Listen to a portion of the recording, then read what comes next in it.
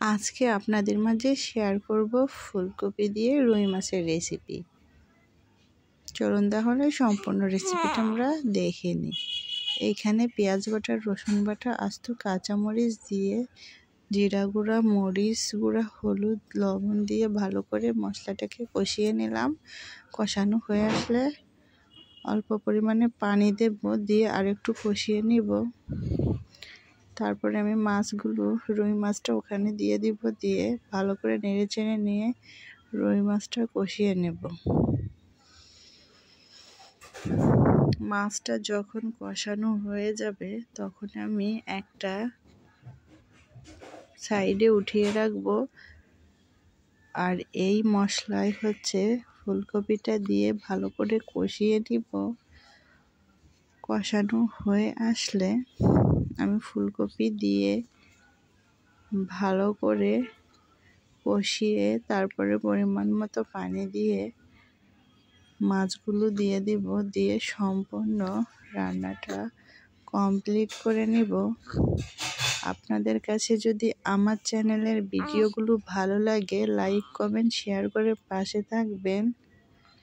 নতুন নতুন ভিডিও পেতে আমার চ্যানেলটাকে সাবস্ক্রাইব করবেন।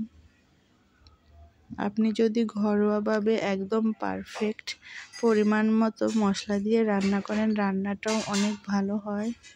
চাইলে আপনি এই নিয়মটা ফলো করতে পারেন।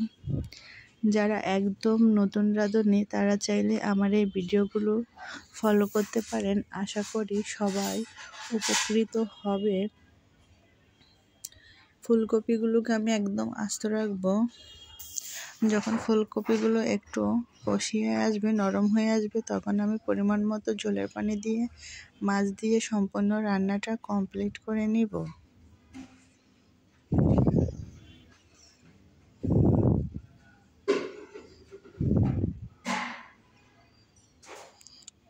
যারা আমার চ্যানেলের ভিডিওগুলো দেখেন তাদেরকে অসংখ্য ধন্যবাদ। কেউ বাজে মন্তব্য করবেন না। লাইক, কমেন্ট, শেয়ার করে পাশে থাকবেন।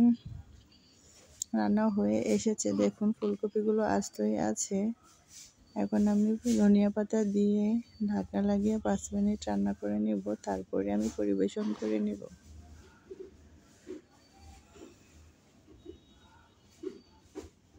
দেখতে কতটা লোভনীয় হয়েছে তাহলে আপনারাই বুঝতে পারবেন খেতে কতটা টেস্টি, মজাদার।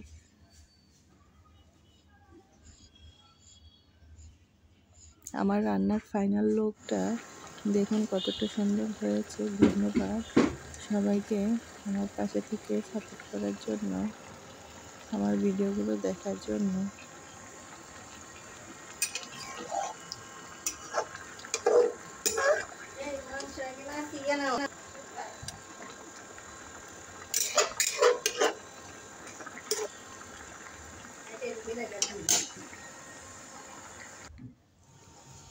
দেখুন রান্না কমপ্লিট হয়ে গিয়েছে, কতটা সুন্দর হয়েছে। মাশাআল্লাহ, সবাই মাশাআল্লাহ বলতে ভুলবেন না।